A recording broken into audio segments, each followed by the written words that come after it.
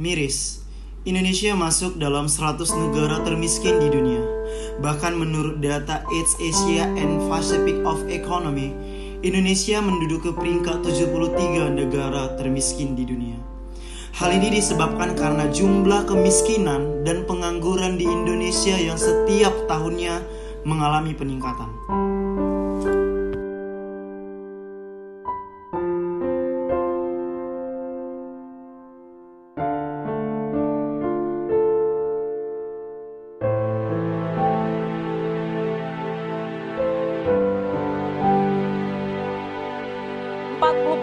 Masyarakat Indonesia mendadak miskin. Halo, saya Vincent Nababan dengan NIM 211010115 kelas 217 STIE EK Persatya Medan. Melalui video animasi ini kita akan membahas mengenai tentang kemiskinan dan pengangguran di Indonesia. Kemiskinan adalah kondisi di mana seseorang atau kelompok yang tidak memiliki akses yang cukup terhadap kebutuhan dasar, baik seperti makanan, pakaian, dan tempat tinggal. Ada beberapa hal yang menyebabkan kemiskinan. Penyebab kemiskinan dapat terjadi karena kondisi alamiah dan ekonomi, kondisi struktural dan sosial, serta kondisi kultural atau budaya. Kemiskinan alamiah dan ekonomi timbul akibat keterbatasan sumber daya alam, sumber daya manusia, dan sumber daya lainnya, sehingga peluang produksi relatif jauh lebih kecil dan tidak dapat berperan dalam pembangunan. Kemiskinan struktural dan sosial disebabkan hasil pembangunan yang belum merata, tatanan kelembagaan dan kebijakan dalam pembangunan. Sedangkan kemiskinan kultural atau budaya disebabkan karena sikap atau kebiasaan hidup yang merasa serba berkecukupan, sehingga menjebak seseorang dalam kemiskinan. Penyebab timbulnya kemiskinan berasal dari dalam dan dari luar penduduk miskin. Penyebab dari dalam diantaranya adalah rendahnya kualitas sumber daya manusia dan sikap individu mereka sendiri. Sedangkan penyebab dari luar adalah keterbatasan sumber daya alam, tataan sosial, kelembagaan dalam masyarakat, kebijakan pembangunan, kesempatan kerja yang terbatas, dan persaingan yang menyebabkan terpinggirnya penduduk miskin. Ada 4 jenis kemiskinan yang dapat dibedakan berdasar pola waktunya. Kemiskinan pertama adalah kemiskinan yang telah kronis atau turun-temurun, yang diantaranya merupakan daerah krisis sumber daya alam atau terisolasi. Kemiskinan kedua adalah kemiskinan yang mengikuti pola siklus ekonomi secara keseluruhan. Sedangkan kemiskinan yang ketiga adalah kemiskinan musiman, seperti yang sering kita jumpai pada kasus-kasus nelayan, petani tanaman, petani pangan, dan lain sebagainya. Kemiskinan yang keempat adalah kemiskinan karena bencana alam atau dampak dari suatu kebijakan pemerintahan. Kemiskinan dapat berdampak buruk pada kesehatan, pada pendidikan, dan kualitas hidup secara keseluruhan. Oleh karena itu, perlu adanya upaya untuk mengurangi kemiskinan dan meningkatkan akses kebutuhan dasar bagi mereka yang membutuhkan. Kemiskinan di Indonesia setiap tahunnya mengalami peningkatan. Menurut Badan Pusat Statistik, persentase penduduk miskin pada September 2022 sebesar 9,57%, meningkat 0,03% poin terhadap Maret 2022. Itu berarti jumlah penduduk miskin pada September tahun 2022 sebesar 26,36 juta orang meningkat menjadi 27,60 juta orang terhadap Maret tahun 2020. Sedangkan menurut Badan Pusat Statistik, persentase penduduk miskin perkotaan pada Maret tahun 2022 sebesar 7,50% naik menjadi 7,53% pada September 2022. Sementara persentase penduduk miskin perdesaan pada Maret 2022 sebesar 12,29%, naik menjadi 12,36% pada September 2022. Hal ini menandakan bahwa kemiskinan di Indonesia setiap tahunnya mengalami peningkatan. Garis kemiskinan pada September 2022 tercatat sebesar Rp535.547 per kapital per bulan. Dengan garis komposisi garis kemiskinan makanan sebesar Rp397.125 atau setara dengan 74,15%. Sedangkan garis kemiskinan bukan makanan sebesar Rp138.422 atau setara dengan 25,85%. Pada September 2022, menghitung secara rata-rata rumah tangga miskin di Indonesia memiliki 4,34 orang anggota rumah tangga.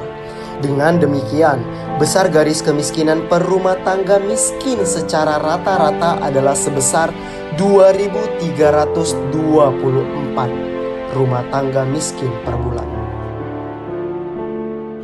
Hal inilah yang harus diperhatikan oleh pemerintahan Indonesia dan menjadi tugas pemerintah untuk mengurangi dan memberantas angka kemiskinan di Indonesia. Perlu ada upaya yang harus dilakukan untuk memberantas kemiskinan, baik pemerintah maupun non-pemerintah. Saat ini ada dua strategi yang harus digunakan untuk memberantas kemiskinan. Strategi yang pertama adalah strategi jangka pendek, yaitu memindahkan sumber daya pada kaum miskin dalam jumlah yang memadai. Perbaikan keadaan miskin dalam jangka pendek diantaranya menciptakan kesempatan kerja, meningkatkan pendapatan, dan memperbaiki distribusinya. Strategi yang kedua adalah strategi jangka panjang, dengan menumbuhkan swadaya setempat, memperbaiki jangka panjang dengan memperbaiki dan memenuhi harkat hidup secara individual dan sosial yang bermartabat. Peran pemerintah juga sangat penting untuk mengurangi kemiskinan. Salah satu di antaranya yaitu dengan cara mengembangkan sistem, menyediakan kebutuhan pokok, dan mengembangkan badan usaha. Sedangkan pengangguran adalah kondisi di mana seseorang yang mampu bekerja tetapi tidak memiliki pekerjaan. Tingkat pengangguran dapat dipengaruhi oleh beberapa faktor seperti pertumbuhan ekonomi, perubahan teknologi, dan kebijakan pemerintahan terkait pasar tenaga kerja.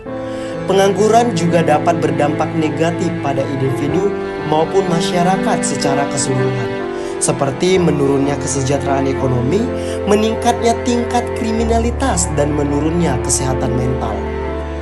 Menurut Badan Pusat Statistik pada tahun 2023, pengangguran di Indonesia mengalami penurunan dari yang 5,45% turun sebesar 0,38% pada September 2022. Hal ini terjadi karena pada tahun 2023 banyak lapangan pekerjaan yang terbuka untuk masyarakat setelah terjadinya pandemi COVID-19 pada tahun 2020 hingga 2022 yang menyebabkan angka pengangguran meningkat signifikan.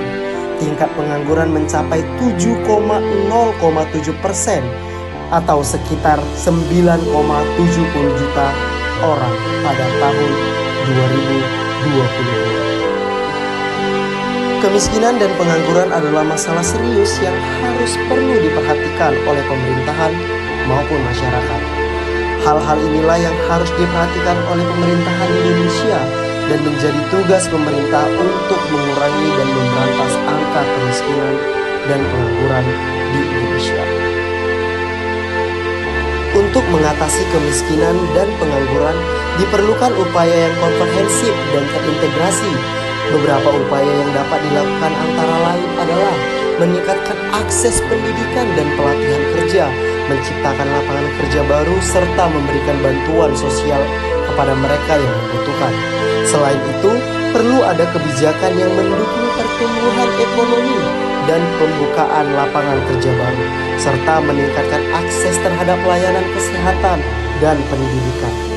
Dengan upaya yang terkoordinasi dan terintegrasi, diharapkan dapat mengurangi angka kemiskinan dan pengangguran serta meningkatkan kesejahteraan individu maupun masyarakat.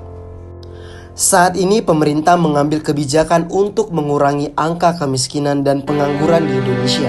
Salah satu di antaranya adalah dengan menerima investasi luar negeri dengan melakukan pembangunan jalan tol yang membutuhkan banyak tenaga kerja.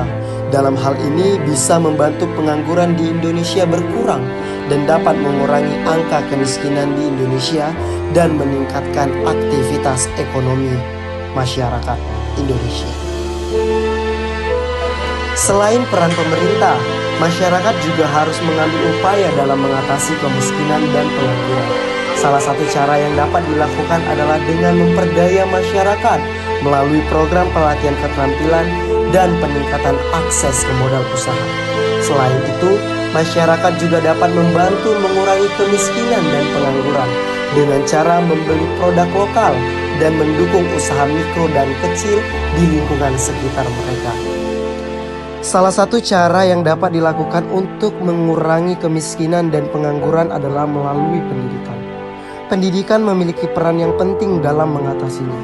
Dengan akses terhadap pendidikan yang memadai, individu dapat meningkatkan keterampilan dan pengetahuan mereka, sehingga mereka jauh lebih mudah untuk mendapatkan pekerjaan yang jauh lebih layak. Selain itu, pendidikan juga dapat membantu individu memahami hak-hak mereka dan memperjuangkan kesetaraan sosial dan ekonomi. Sekian video pembelajaran kali ini, dapat kita simpulkan bahwa kemiskinan dan pengangguran adalah masalah serius yang mempengaruhi kehidupan jutaan orang di Indonesia.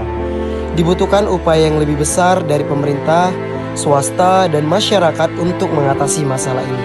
Melalui kerjasama yang baik dan program-program yang tepat sasaran, diharapkan Indonesia dapat mengurangi angka kemiskinan dan pengangguran serta meningkatkan kualitas hidup rakyatnya.